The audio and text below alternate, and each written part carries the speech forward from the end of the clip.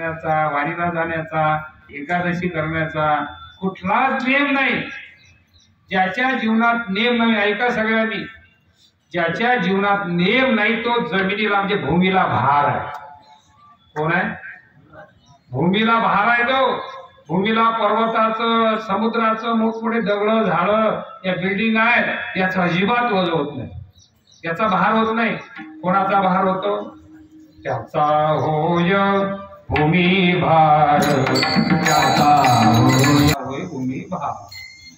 मनुष्याच्या जीवनामध्ये नेम असला.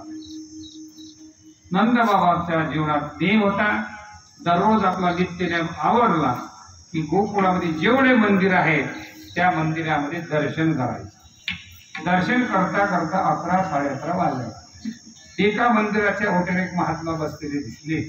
ग्रहस्थी माणसानं कुठल्याही मंदिरात गेल्यानंतर आपल्याकडे जर एखादा अतिथी असा कोणी दिसला महात्मा तर त्याला त्याची चौकशी करावी. कशा करता?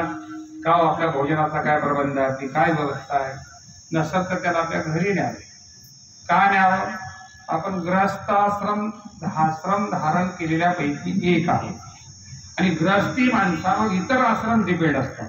ब्रह्मचर्य, संन्यासाश्रम आणि वानप्रस्थाश्रम. जरी झाला संन्यासी तरी माध्यान्हासी, तोंडवासी. त्याच्या तोंडामध्ये टाकण्याची जबाबदारी तुमची आपली आहे. कोणाची? गृहस्थी लोकांची आहे. नंदबाबा म्हटले 12, 11:30, 12 वाजून राहिले. तुमच्या जेवणाचा काय प्रबंध आहे? ते म्हटले आम्ही जेवण करतो पण कोणाच्या हातचं करत नाही. मग कोणाच्या हातचं करत म्हणजे जेवणच करतो ना? जेवण करतो आम्ही पण कोणाच्या हातचं नाही. स्वयंपाक म्हणजे आपण फक्त म्हणतो, स्वयं केलेला पाक स्वतः मी बनवतो. बरोबर बाबा स्वतः बनवतात आणि स्वतः मी बनवतो आणि आमचं जेवण करतो. मग नंदबाबा म्हटलं चला आमच्या घरी, तुम्ही तुमच्या हाताने करा. नंदबाबा म्हणजे नंद राजे होते ते. 9 लाख गाई. कोणाला नंद म्हणत होते काय? ज्याच्याकडे 9 लक्ष गाई आहे म्हणजे गोधनाने त्यावेळेस श्रीमंती ठरत होती. ज्याच्याकडे जास्त गाई तो जास्त श्रीमंत. राजे होते. घरी आणलं महात्माजींना, सर्व पूरक साहित्य दिलं आणि महात्माजींनी स्वयंपाक केला. चांगल्या प्रकारचे पदार्थ बनवले. श्री, बा, ला, जी, सू, श्रीखंड, बासुंदी, लाडू, जिलेबी, सुधार, श्री बालाजी सुद्धा भेद, पंचपक्वान्नाचा भेद तयार केला. सगळा स्वयंपाक तयार झाला.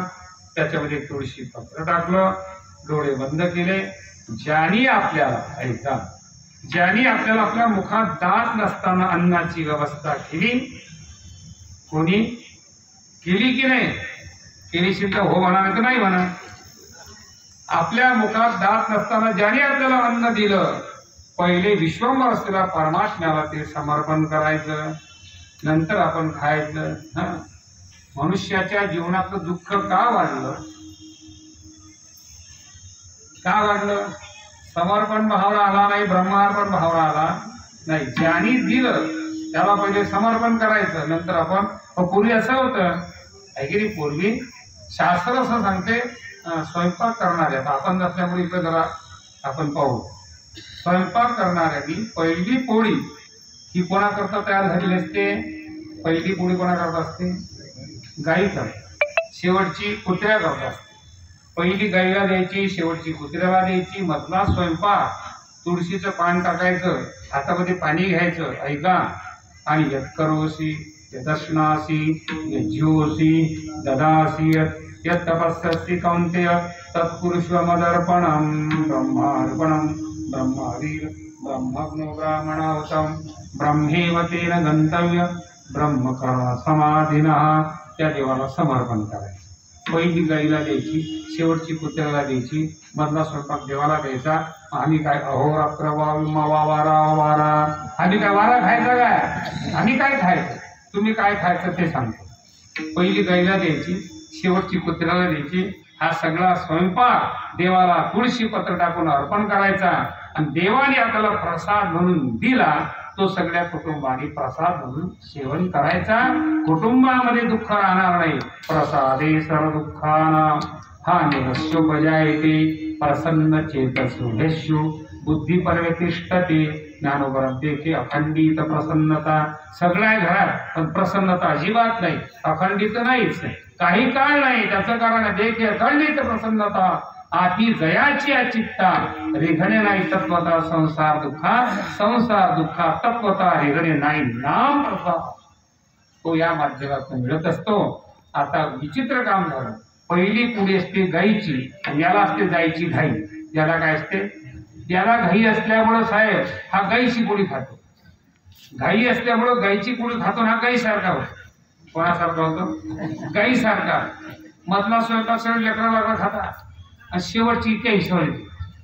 शेवटची कुत्र्याची पोळी हे खाते आणि हे कुत्र्यासारखी करते. खातो असं मी म्हणत नाही, असं नाथ म्हणत म्हणतात. काय म्हणतात, धनवंत पुरुषा लागी श्री लवटव करी जैसी. कुटका घे कुणी सुनी कांतू करी